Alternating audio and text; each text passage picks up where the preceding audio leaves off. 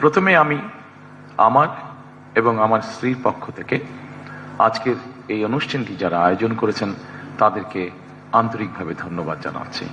আপনাদের সঙ্গে মত বিনিময় সভায় আমি এবং আমার স্ত্রী সত্যিকার অর্থেই কিছুটা স্মৃতিকাতর হয়ে পড়ি বা পড়ছি।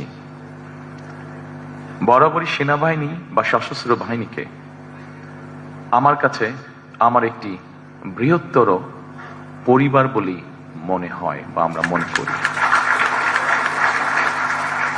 এর কারণ হয়তো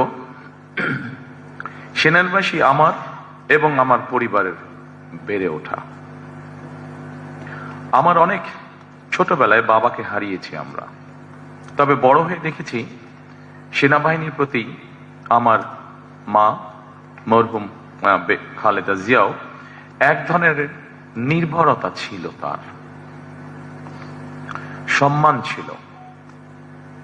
আমার মরহুম মা সবসময় মনে করতেন দেশের স্বাধীনতা সার্বভৌমত্বের জন্য বাংলাদেশের অবশ্যই একটি শক্তিশালী সেনাবাহিনী থাকা দরকার।